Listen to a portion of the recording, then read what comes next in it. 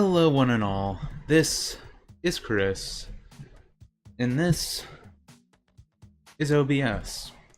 OBS is a recording software that you can use to record games, your desktop browser in general, as well as you can use it as a streaming platform to send your stream to things like YouTube's live streaming service or Twitch's live streaming service.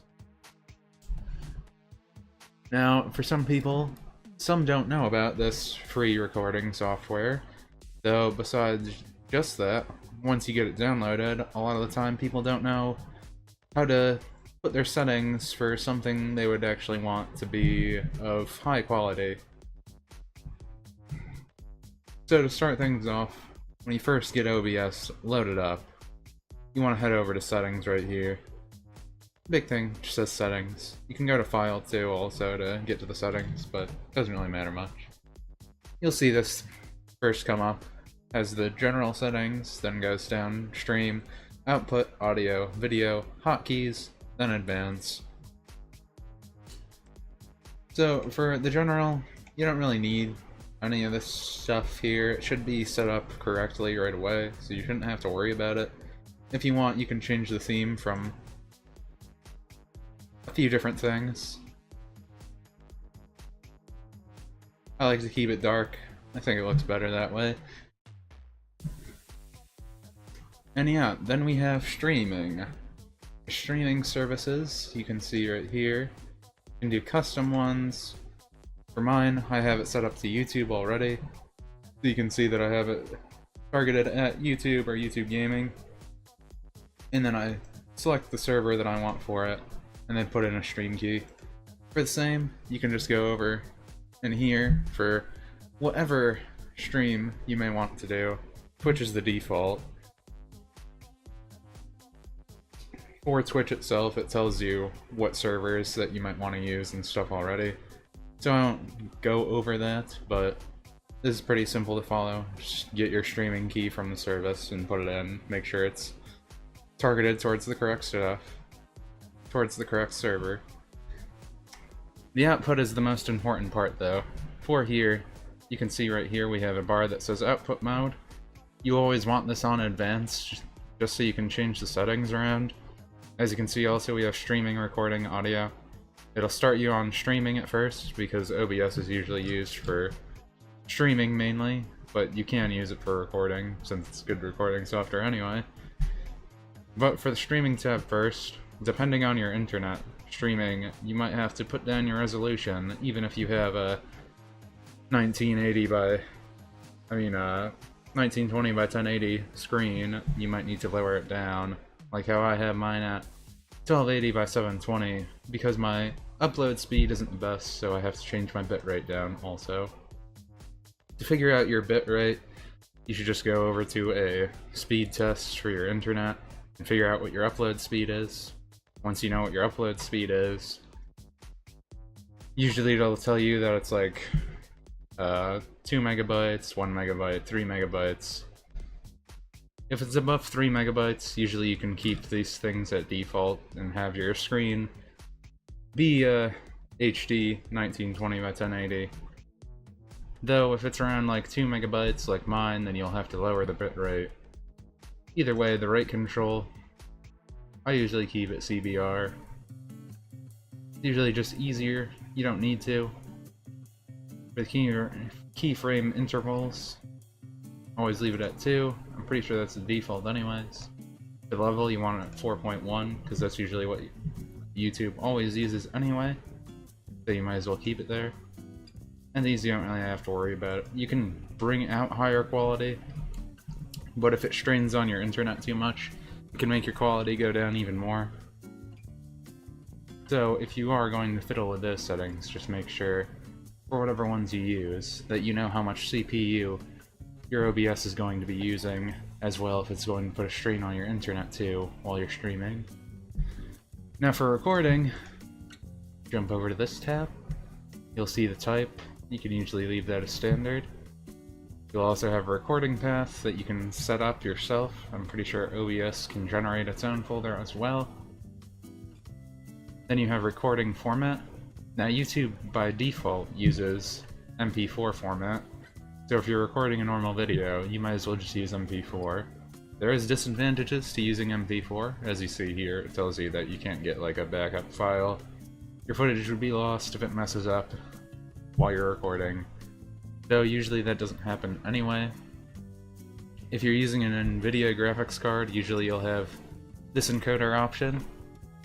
Some people I know might not show up, though this is an encoder for YouTube anyways. Either way, if you're using MP4, you want H.264, either way. Your resolution, scale output, if your monitor isn't set to it, you may want to just keep it the default, but usually everyone wants to record in HD, so that's why I have mine set to 1920 by 1080 already. Now down here, unlike streaming, usually you can bump up the recording more because you don't have to worry about the internet in this case. It's just how good your CPU is. So, for rate control, this is all for... Also, I should mention this is all for 60 frames per second, 1080p.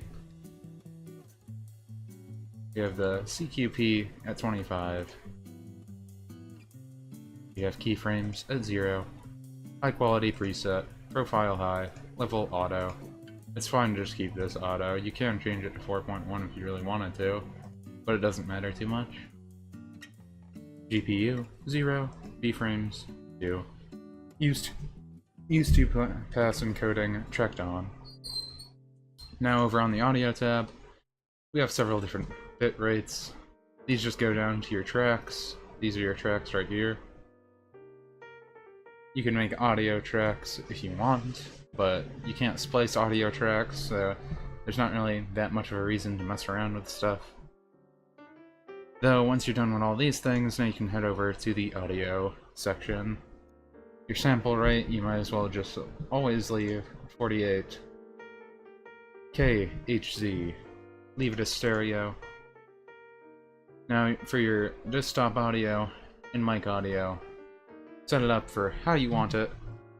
As you can see, I have two different desktop audio channels, and I have a different microphone channel. Well, actually, I only have one microphone channel, but now when you're over on the audio tab, make sure that your sample rate is set to 48 kHz. Just make sure that it's better. Keep your channels as stereo, so it's coming at both sides of a speaker and not just one. For your desktop audio devices and microphone devices, this just lets you set how many you want set up. You can set more or less, depending on what you're doing. So you can have up to 3 microphones connected for this example, and you can have 2 desktop audio devices connected. Now when we go down to video, you'll get your base canvas. This is the recording section that's behind the settings screen. I'm not showing that recording section right now since I'm recording this already, because if I showed it, then it would just be a infinite loop of all the same screen. But base canvas, you usually want it to be your base resolution, then your output resolution should be the same if you're trying to get HD quality. It can be lower depending on if your computer isn't the best. And for FPS, if you're doing for 60 frames, you of course want 60 frames per second. For hotkeys, that's nothing special, it just lets you set up if you want to record right away, or if you want a scene transition from down here, etc. You can set those up as you want. In advanced settings, they have different presets for this. You can usually just set these and be fine. I usually leave mine at normal. For some of the higher settings, it can be somewhat taxing on your computer, depending on what you have. For mine, it isn't that bad, but if I'm running more CPU or graphical intensive games, then it will impact my quality, so I want to make sure that I just leave that as normal, so everything is recording properly. For the rest of these, it just lets you set up what monitoring device you want. For recording, it lets you set up a different file name formatting if you want to do that, as well as it shows your replay buffer file names, your stream delays, automatically reconnect to a stream, and how long it will take until it stops. This would happen if your internet goes out or you get unplugged or something. OBS will keep trying to connect to it, and if it doesn't do it in this amount of tries, then it just shuts it down. So if you have internet issues, or if you're expecting internet issues, it might be good to either increase that or decrease it. That would be up to you. But yeah, when you're done with that stuff, you would just hit apply. Everything would be set up correctly then, and you can start doing your recording, just like I am for this video. Just again, make sure you know what your screen size is. If someone is using a TV instead of a monitor, it might tell you that the screen resolution is 1360 by 750 or 764 or something like that. Those don't do well to upload onto videos. The quality isn't actually HD, it makes the resolution kind of weird. So in that case, you might want to invest in a monitor, because if you try to rescale the output, it can make the screen look blurry and fuzzy. Now, OBS also has different filters for its different audios. As you can see, it has this mixer right here, and you can set up filters by hitting on the cog wheel and going to filter. As well, you have different advanced properties and properties, if you so choose to use them. Also, for whatever device you're using, you can also see properties for these too, so you can transform it and move it around if you want to. Though, for this, we're going to look at audio filters, since usually that's the one people may not know about. As you can see, these are my audio filters. I have no noise suppression. That makes sure that no background noise is coming in, so if I have a whole bunch of loud things going on outside, it won't come through my window. Though you need to make sure that this isn't super high up or super low, to make sure that your voice is still being heard. A noise gate kind of does the same thing as noise suppression, though it completely mutes out sound under a certain level of audio. So if someone was talking in the other room, I might be able to hear it, but OBS wouldn't be picking it up, unless they were right next to my door and talking through the crack. I recommend what I have already, -36 for closed, -30 for open. You can leave the attack time, hold time, and release time at default. Usually it's already good.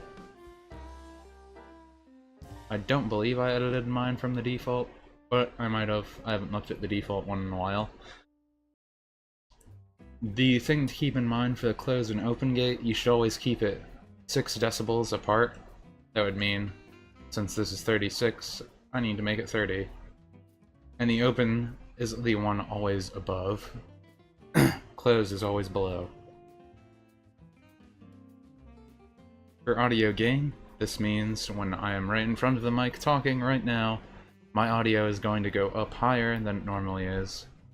As you can see down here, I have it turned down, but this turns it back up. I have it turned down here because the filter is working on this one, and the filter works in a chain, so it'll start at the noise suppression, then go down to the noise gate, and then go down to the gain. So when I start speaking into the mic, this goes down first, then the noise suppression activates, then the noise gate activates, and then my audio gets gained from that. So it cuts out these two things first, and it already has my voice lower, so it's not picking up more background noise, and then it boosts my actual voice to make sure that it's actually coming through, and you're hearing more of me rather than more background stuff. Though, it's not always perfect, and depending on your mic, it might pick up more or less. Like, if I start moving around in my chair, people can hear that, or if I start moving my pop filter, you can hear that too. Or if I hit on my keyboard too loudly, that's picked up also. Either way, hope this video helped some people. And we will see you on the next one. Till then, guys.